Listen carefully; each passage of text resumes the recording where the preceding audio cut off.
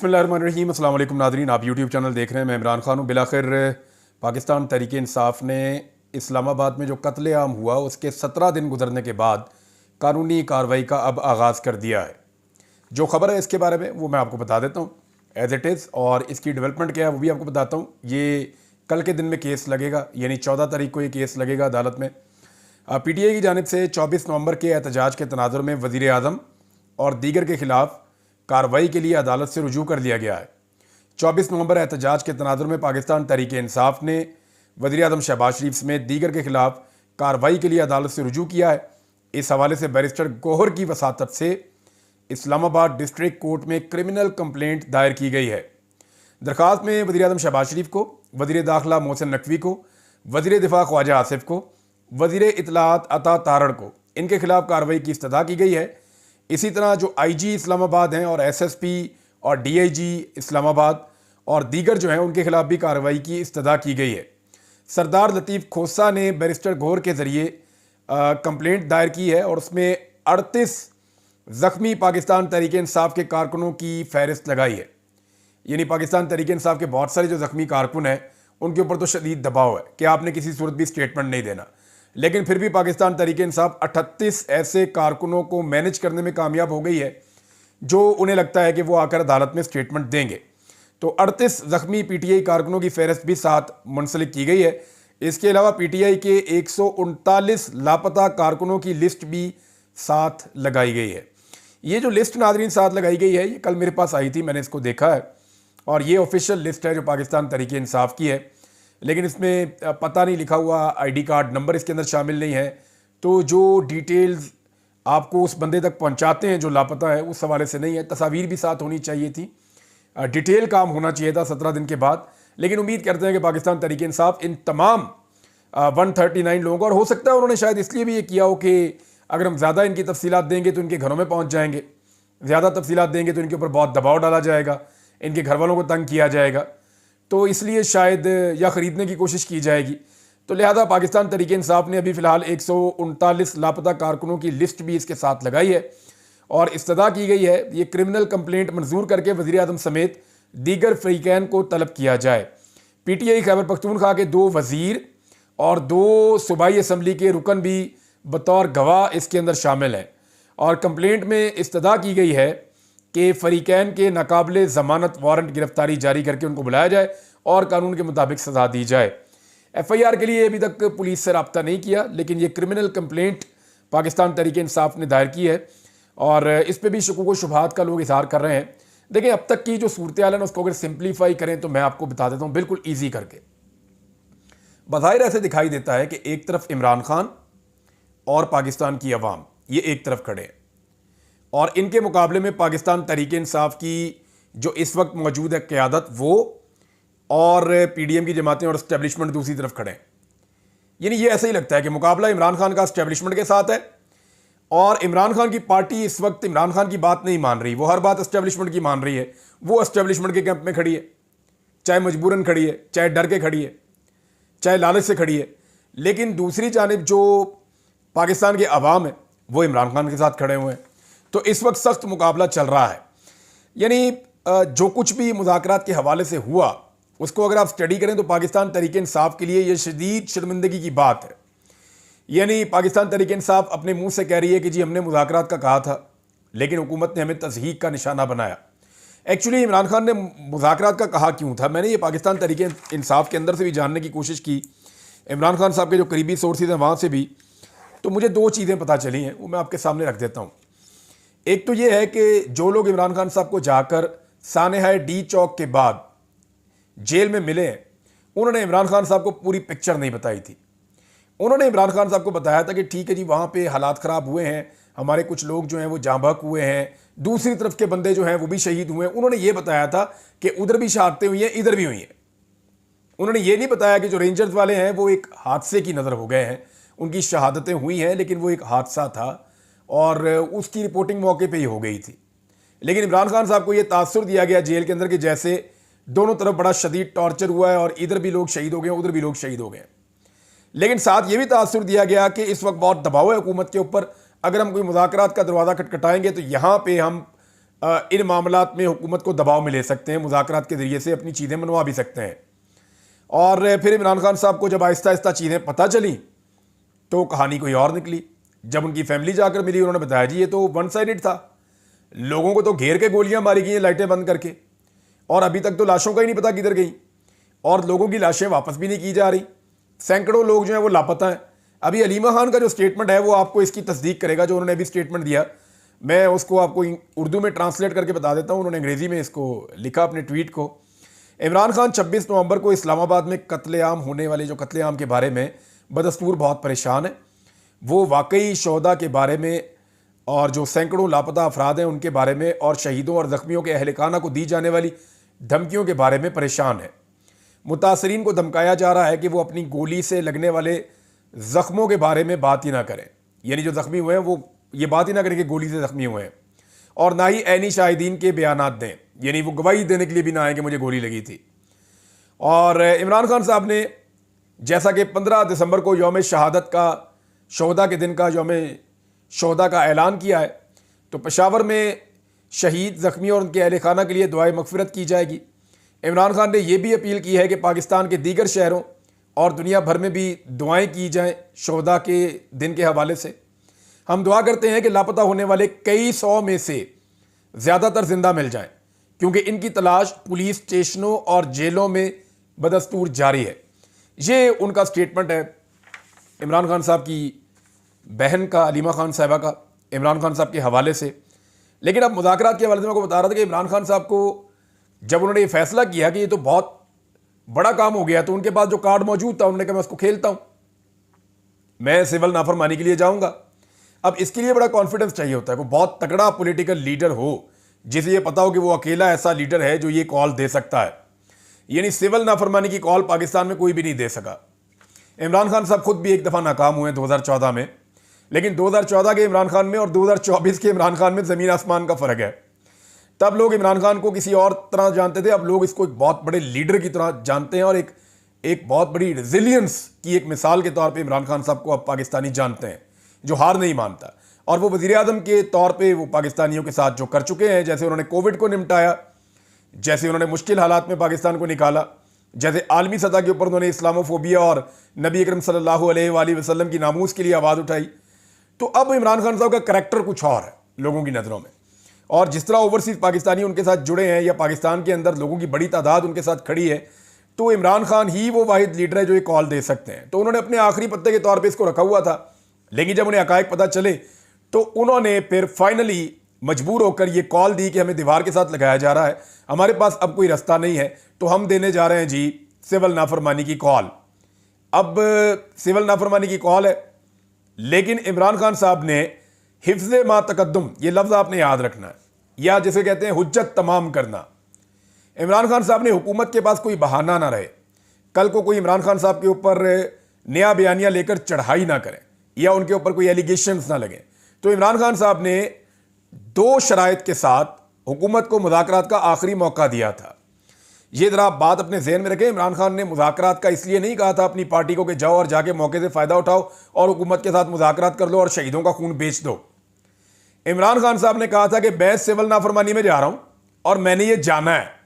इनके पास बचने का सिर्फ एक रास्ता है कि मेरी 2 चीज़ें मान लें। नंबर 1, मेरे जो बेगुनाह लोग हैं उन सबको रिहा कर दिया जाए। नंबर 2, 9 मई के ऊपर और 26 नवंबर के कत्लेआम के ऊपर एक जुडिशल कमीशन बना दिया जाए। ये इमरान खान साहब के 2 वाज़े मुतालबात थे। उन्होंने कहा कि हुकूमत ये मुतालबात मानती है, ठीक है, वरना जाओ स्ट्रेट अवे जो है वो आप सिविल नाफरमानी की तहरीक में जाएं। लेकिन पाकिस्तान तहरीक इंसाफ की क़यादत ने इसको इमरान खान की ताकत के बजाय कमज़ोरी बना दिया। इमरान खान साहब एक ऐसी पोजीशन में खड़े होकर बात कर रहे थे कि मैं ये करने जा रहा हूं और अगर तुम चाहते हो ना मेरे इस वार से बचना, तो ये 2 चीज़ें फ़ौरन कर दो, और ये 2 चीज़ें करने के लिए मैंने बंदे नॉमिनेट कर दिए, इनके साथ मुज़ाकरात कर लो। ये थी इमरान खान की पोजीशन। इसको समझे दोबारा आप। इमरान खान ने जिस पोजीशन से मुज़ाकरात के लिए कहा था वो पोजीशन समझें आप। इमरान खान ने कहा कि तुमने हमारा कत्लेआम किया, हम जा रहे हैं सिविल नाफरमानी की तहरीक में, अगर तुम अपने आप को इस तहरीक से बचाना चाहते हो तो मेरी 2 शराइत हैं।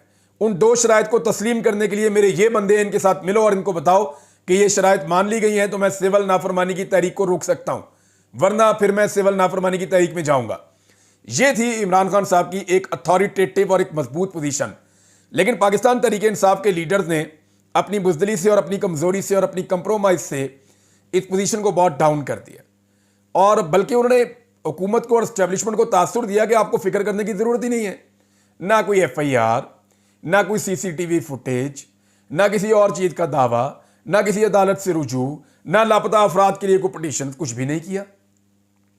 कुछ किया ही नहीं पाकिस्तान तहरीक इंसाफ ने। तो जब आप कुछ नहीं करेंगे तो फिर तो हुकूमत तगड़ी होगी ना, और हुकूमत ने तगड़े होने के बाद मजाक उड़ाना शुरू कर दिया इनके मुज़ाकरात का। क्योंकि मुज़ाकरात में भी पाकिस्तान तहरीक इंसाफ ये जानती है, और ये सब जानते हैं, सबको ये पता है कि PMLN कभी भी मुज़ाकरात में नहीं बैठेगी। ये हुकूमत मुज़ाकरात में बैठ ही नहीं सकती, क्योंकि इनका मैंडेट जाली है। ये जैसे ही मुज़ाकरात में बैठेंगे तो कोई लॉजिकल एंड पे आएंगे ना, तो लॉजिकल एंड तो यही है कि आप जनाब इंक्वायरी करवा लें। तो जिस चीज़ की भी इंक्वायरी होगी उसमें ये फंस जाएंगे। तो इंडिपेंडेंट इंक्वायरी कभी नहीं चाहेंगे, मुज़ाकरात के अंदर कभी नहीं बैठेंगे। जिन्होंने पूरी की पूरी अदालत तब्दील करके अपनी मर्जी की बना ली है, वो इमरान खान के साथ मुज़ाकरात करेंगे, ये वैसे मुमकिन दिखाई नहीं देता। इमरान खान साहब के 2 मुतालबात हैं, दोनों में से एक मुतालबा भी नहीं माना गया, बल्कि अब हुकूमत ये मजाक उड़ा रही है कि जनाब अगर आपने हमारे साथ बात करनी है ना तो पहले आप अपनी शराइत ख़त्म करके आएँ। ये नहीं हो सकता कि आप धमकियाँ भी दें और आप मुज़ाकरात भी करें। दूसरी जानिब पाकिस्तान तहरीक इंसाफ की क़यादत ने इमरान खान साहब की सिविल नाफरमानी की कॉल को तकरीबन निगेट किया है। यानी जो इमरान खान साहब ने कहा कि मैं ये करने जा रहा हूँ, बजाय इसके कि पाकिस्तान तहरीक इंसाफ इमरान खान साहब के बयानिए को लेकर चढ़ती, पाकिस्तान तहरीक इंसाफ की क़यादत की अक्सरियत ने सिविल नाफरमानी की तहरीक के ऊपर इमरान खान साहब के बयानिए को ऐसा लगता है पसंद भी नहीं किया, प्रमोट भी नहीं किया, इसके ऊपर बात भी नहीं की, इसके ऊपर एक कदम भी वो आगे नहीं बढ़े। क्योंकि ये सारे लोग बाहर हैं, ये इमरान खान साहब के हिस्से के वोट लेकर आके असम्बलियों में बैठ गए हैं। ऐसे खंबे जिन्हें 2000 वोट भी नहीं मिल सकता था, वो इमरान खान साहब के नाम के ऊपर 1-1 लाख वोट लेकर असम्बलियों में आकर बैठ गए हैं, और उनकी मौजें लगी हुई हैं। किसी को कोई पार्लियामेंट्री सेक्रेटरी किसी ओहदे पे चला गया, कोई कहीं चला गया, कोई कहीं चला गया, कोई इस कमेटी में बैठ गया, कोई कायमा कमेटी में बैठ गया, तो हर एक को कुछ ना कुछ मिल गया है और सबकी कोई ना कोई पोजीशन बन गई है। खैबर पख्तूनख्वा में हुकूमत है, बहुत सारे लोग वहां पे एडजस्ट हो गए हैं, लिहाजा अब वो सारे ये सोच रहे हैं कि हम ज्यादा दुश्मनी क्यों लें। तो जितने लोग निज़ाम के बेनिफिशरी हैं वो तमाम लोग इमरान खान साहब की कॉल को संजीदा नहीं ले रहे। जब अपनी पार्टी नहीं ले रही तो फिर इमरान खान साहब के मुखालिफिन क्यों संजीदा लेंगे। ये हुकूमत को दबाव में लेने का इमरान खान का तरीका था, लेकिन उल्टा पाकिस्तान तहरीक इंसाफ खुद दबाव में आ गई है, और ये बात बिल्कुल ठीक है, अब इससे आप भाग नहीं सकते। महमूद खान अचकजई साहब का भी बयान आया कि जो हुकूमत टॉर्चर करती है, जो हमला करती है एहतजाज करने वालों के ऊपर, उनके साथ क्यों मुज़ाकरात आप करते हैं और आप कैसे उनके साथ मुज़ाकरात कर सकते हैं, ये उनका एतराज़ है। और पाकिस्तान तहरीक इंसाफ अब खुद कह रही है, देखें अब मुज़ाकरात शुरू हो जाएं तो सिविल नाफरमानी की कॉल वापस ले सकते हैं बैरिस्टर अली जफ़र। इमरान खान ने तो ऐसी कोई बात नहीं की थी। इमरान खान ने तो कहा था कि मेरे मुतालबात तस्लीम कर लें, फिर हम ये कॉल वापस ले लेंगे। अब वो कह रहे हैं कि मुज़ाकरात शुरू कर दें, सिर्फ हमारे साथ बैठ जाएं, अब हम ये वापस ले लेंगे कॉल।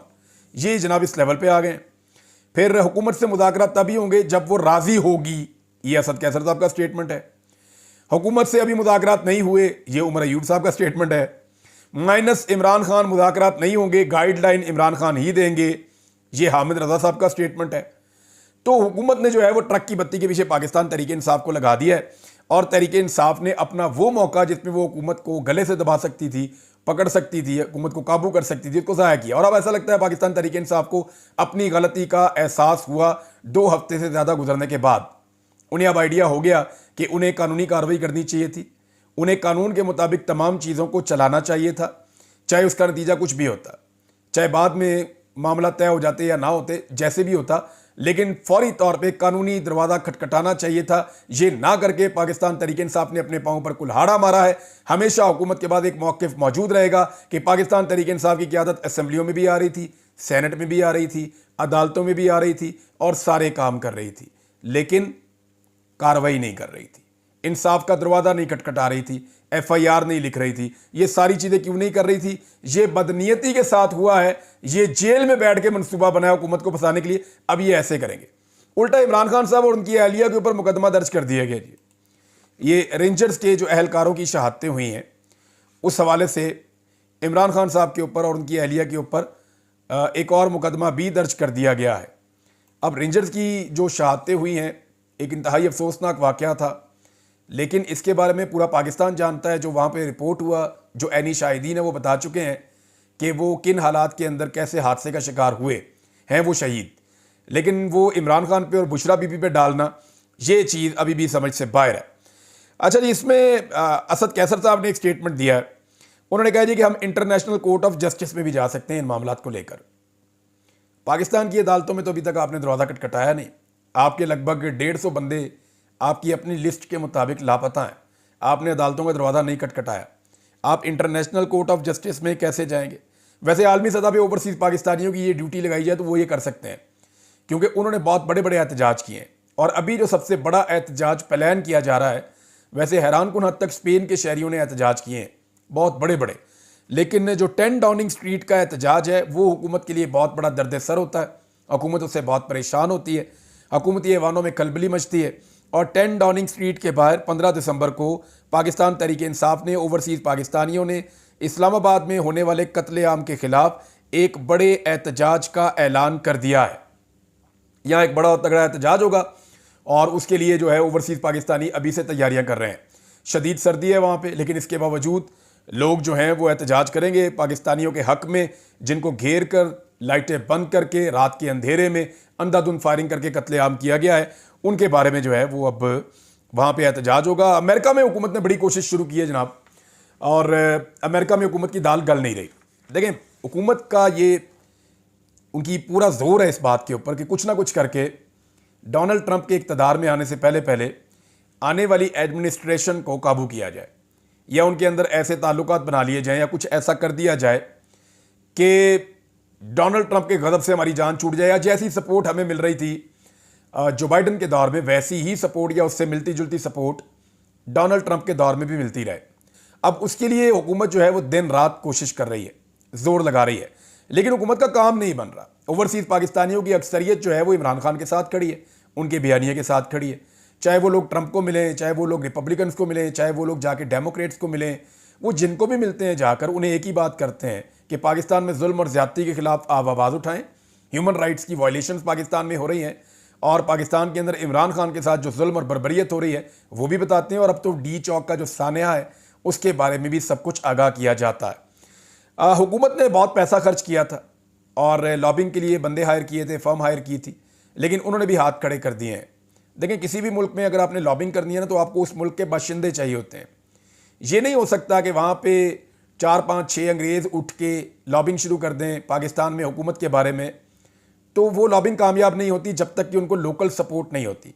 लोकल्स की सपोर्ट का मतलब यह है कि जो ओवरसीज़ पाकिस्तानी वहाँ रहते हैं उनके कुछ ऐसे ग्रुप्स हों जिनके फिर वो प्रोग्राम्स करवाते हैं, जिनकी वो मुलाकातें करवाते हैं, उनके फेसेस दिखाते हैं, बताते हैं इनके मुल्क में क्या हो रहा है, तो उन्हें लोकल्स की सपोर्ट बिल्कुल मैसर आई ही नहीं। बड़ी कोशिश की है। सबसे ज़्यादा जिस बंदे के लिए चैलेंज बना हुआ है वो रिजवान सईद शेख है। ये वहाँ पे सफ़ीर है पाकिस्तान का। ये दिन रात कोशिश कर रहा है, ओवरसीज़ पाकिस्तानियों से लगातार राब्ते कर रहा है। कभी डॉक्टरों की तंजीम से राब्ते करता है, कभी पाकिस्तान तहरीक इंसाफ के अहदेदारों से राब्ते करता है। हर एक का मिन्नत और तरला करके इस आदमी ने देख लिया। इतनी मुश्किल नौकरी किसी की नहीं थी जितनी इस आदमी की नौकरी मुश्किल बनी हुई है अमेरिकन सफ़ीर के तौर पे। ये पूरा जोर लगा रहा है कि कुछ करके कुछ छोटा सा जत्था ही बन जाए जो पाकिस्तान तहरीक इंसाफ को या ओवरसीज़ पाकिस्तानियों को टैकल करे, और वहाँ पे कोई लॉबिंग का एक दूसरा ग्रुप बन जाए। लेकिन ग्रुप नहीं बन रहा, इक्का दुक्का बंदे, कभी यहाँ से तोड़ कभी वहाँ से तोड़। तो इस तरह का काम तो किया जाता है। टांगे की सवारियाँ तो हैं, लेकिन जो बहुत बड़ी तादाद में ओवरसीज़ हैं, लाखों की तादाद में, जो वेस्टर्न कंट्रीज़ की मैं बात कर रहा हूँ, वो पूरी तरह से इमरान खान और इमरान खान के बयानिए के साथ इस वक्त तक खड़े हैं। नाज़रीन, एक और बड़ी खबर है, और ये बहुत बड़ी खबर है। ये खबर है फ़ौजी अदालतों के हवाले से। फ़ौजी अदालतों के हवाले से आपको पता है एक केस चल रहा था सुप्रीम कोर्ट ऑफ पाकिस्तान में। वो केस चला गया आईनी बेंच के सामने। अब आईनी बेंच ने जो फैसला देना था उसका आइडिया तो हम सबको था। हमें आइडिया था कि आईनी बेंच जो है अगर उसके अंदर ये मामला गया है तो फिर फ़ौजी अदालतें ही फैसले सुनाएंगी सिविलियंस के, और यही हुआ। सुप्रीम कोर्ट के आईनी बेंच ने फ़ौजी अदालतों को 9 मई के वाक़यात में मुलव्वस 85 मुल्ज़िमान के फैसले सुनाने की इजाज़त देते हुए करार दिया है कि फ़ौजी अदालतों के फैसले सुप्रीम कोर्ट में ज़ेरे इल्तवा मुकदमे के फैसले से मशरूत होंगे। यानी आप वो फैसले सुना सकते हैं। यानी उन्होंने ये इजाज़त दे दी कि फ़ौजी अदालतें सिविलियंस का ट्रायल कर सकती हैं अभी, और वो फैसले भी सुना सकती हैं। उन्होंने कहा जिन मुल्ज़िमान को रियायत मिल सकती है उन्हें रिहा कर दिया जाए, और जिन मुलजिमान को रिहा नहीं किया जा सकता उन्हें सज़ा सुनाने पर जो नॉर्मल जेलें हैं उनके अंदर मुंतकिल कर दिया जाए। चलें, कम से कम उनकी फैमिलीज़ को, उनके रिश्तेदारों को, उनके घर वालों को सुकून का सांस तो आएगा कि वो मिलिट्री की तहवील से निकल कर आम इंसानों की जेलों में आ जाएंगे और वहाँ पे आने के बाद उनकी मुलाकातें भी ज़रा आसान हो जाएंगी, बाकी चीज़ें भी ज़रा, उनकी ज़िंदगी भी थोड़ी आसान हो जाएगी। तो ऐसे में जो है वो माँ बाप को, फैमिलीज़ को ज़रा थोड़ा सा सुकून हो जाएगा। और बहुत सारे लोगों की सज़ाएँ ऐसी हैं, कुछ छोटी सज़ाएँ, वो जैसी सज़ा होगी उनकी पूरी हो गई है, 14-14, 15-15, 16-16 महीनों से तो जेल में है, तो वो लोग तो वैसे ही आज़ाद हो जाएंगे। 1.5 साल तो उनको होने वाला है। नाज़रीन, ये अब तक की सूरत हाल है। कुछ और चीज़ें आपके साथ अगले वीलॉग में मैं शेयर करूँगा। अब तक के लिए इतने ही। अपना ख्याल रखिएगा, अपने इस चैनल का भी। अल्लाह हाफ़िज़।